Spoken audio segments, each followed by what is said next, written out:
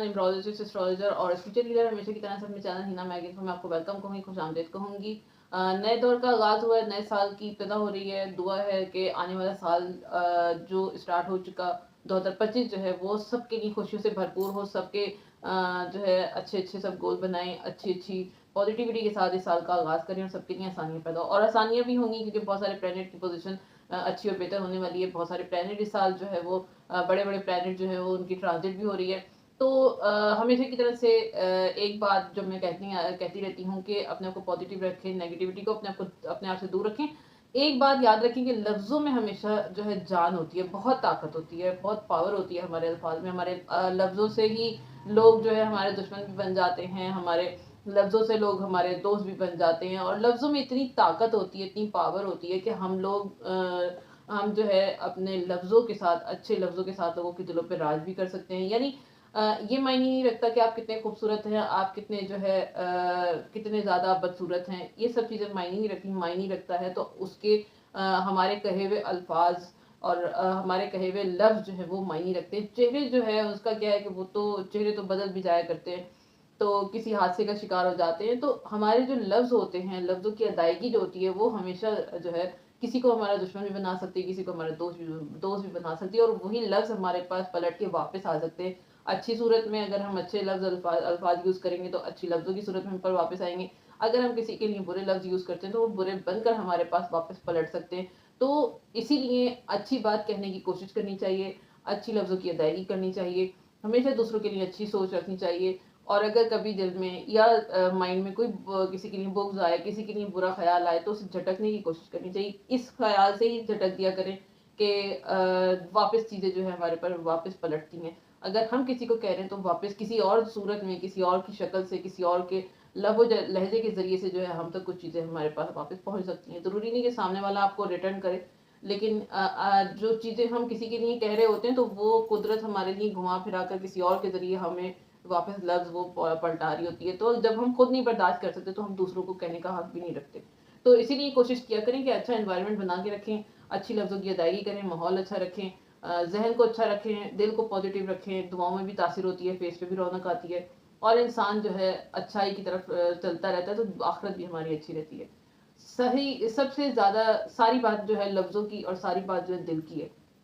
जितना आपका दिल साफ होगा उतना आप अल्लाह ताला से जो है करीब होते जाएंगे। जितना हमारा दिल गंदा होगा, मैला होगा, गलत चीज़ों को सोचेंगे, गलत चीज़ों से लोगों से जो है बिला वजह की हसद, बिला वजह की गलत फहमियाँ पालेंगे, हमारे लिए कुदरत जो है ना रास्ते हमारे लिए जो है तंग कर देती है, हो जाते हैं हमारे रवैये से और हमारे अंदाज। तो जितना हो सके कोशिश करें, नया साल का आगाज़ हो रहा है तो अपने आप को पॉजिटिविटी में रखें, अपने आप को अच्छी सोच के साथ आगे लेके जाएँ। क्योंकि अब जो दौर शुरू हो रहा है, 2025 का जो साल शुरू हो रहा है, यहाँ से लेके अब जो दौर शुरू हो रहा है ना, वो इतना जो स्पिरिचुअल रहेगा, जो खुदा से लौ लगाता रहेगा, वो खुदा उसके लिए राहें हमवार करेगा। जो स्पिरिचुअल नहीं रहेगा, उसकी कोई गारंटी नहीं है।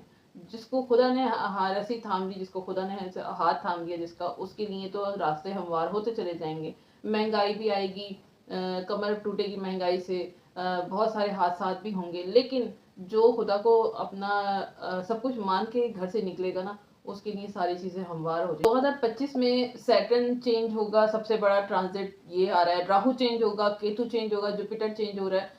यही 2-2 बार जो है जुपिटर ट्रांज़िट हो रहा है, तो बहुत अहम साल रहने वाला है 2025। जब इतनी किसी साल में चेंजेज़ आती हैं, तो इसका मतलब ये होता है कि सब लोगों के लिए उसमें कुछ ना कुछ छुपा हुआ ज़रूर होता है। कुछ ना कुछ सडन हो सकता है, कुछ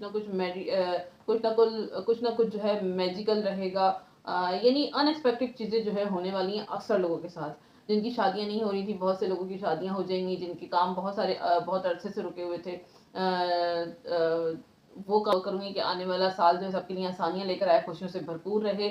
सब अच्छे-अच्छे गोल्स बनाएँ, बड़े-बड़े प्रोजेक्ट पे काम करें और पॉजिटिव सोच के साथ रहें। तो 2025 को अगर हम जमा करते हैं 2 + 0 2 + 5 तो 9 आता है। मार्स का साल है, प्रॉपर्टी का साल है, टेक्नोलॉजी का साल है। इस साल 2025 में जनवरी से जून तक प्रॉपर्टी में बहुत सारे उतार चढ़ाव आएंगे। महंगाई आप देखेंगे कि महंगाई आग की तरह से तेजी की तरफ बढ़ेगी। तो प्रॉपर्टी में भी इजाफा होगा। फिर जून के बाद जो है ना, चीज़ों की जो महंगाई जो शुरू होगी, महंगाई जो होगी वो जून के बाद फिर बहुत सारी चीज़ें जो है तेज़ी की तरफ उनके रेट डाउन भी होंगे। तो ये चीज़ें चलती रहेंगी। 14 मार्च 2025 के बाद जो है 5 प्लैनेट जो है ट्रांज़िट होगा, 5 बड़े प्लैनेट जो है पाइसेस साइन में ट्रांज़िट होंगे। तो इससे बड़े चेंजेज़ आएँगी। पूरी दुनिया में जंग का सा माहौल रहेगा। ईरान इसराइल की चीज़ें में जो है जो जंग वगैरह है, इन चीज़ों में तेज़ी आएगी।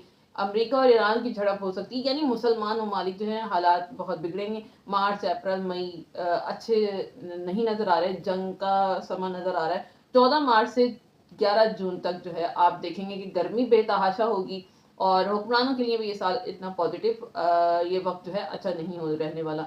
कोई ना कोई बड़ा इवेंट नेगेटिव पॉइंट से देखने। तो आगाज करूंगी अपनी वीडियो का, अपने टॉपिक पर आऊंगी, बात करूंगी बहुत 100 टॉरस वालों के लिए कि इनके लिए जनवरी 2025 जो है कैसा रहने वाला है। तो जैसे कि मैंने बताया प्लैनेट पोजिशन के हवाले से, तो 4 जनवरी को मरकरी आपके 8 हाउस में एंटर होगा। तो इस दौरान पैसा आएगा आपके पास, रुपए पैसे का फ्लो बहुत अच्छा रहेगा। एहतियात एहतियात आपने कहाँ करना है, सेहत का अपनी ख्याल रखना है, अपनी और अपने बच्चों की सेहत का अपने दौरान ख्याल रखना है।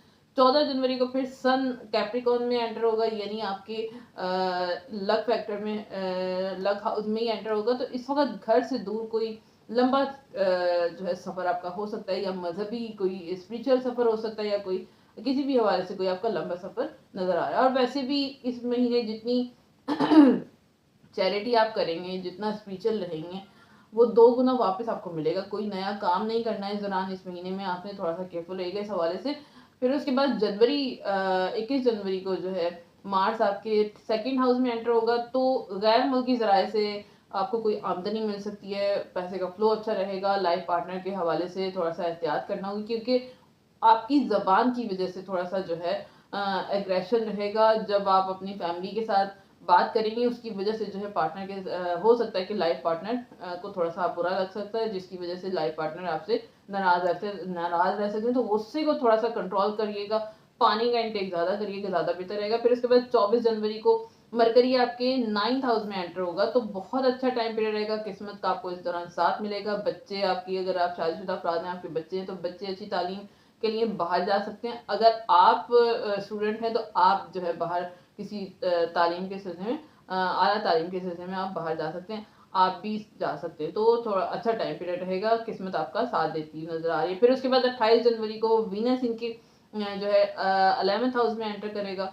तो राहु और वीनस मिल रहे हैं, तो एहतियात करना है आपस में। आसपास जो है आसपास के लोगों को थोड़ा सा अपने केयरफुल रहना है। आसपास के लोग कोई अफसर कोई आपको ऑफर दे सकते हैं, आपको ऑफर नहीं लेनी, वरना थोड़ा सा जो है आपको नुकसान फेस करना पड़ सकता है। लालच में नहीं आना किसी तरह की। बड़ी बहन भाइयों से इख्तलाफात इस दौरान आपके रहेंगे और बड़े बहन भाइयों की सेहत भी मुतासिर होती हुई नजर आ रही है।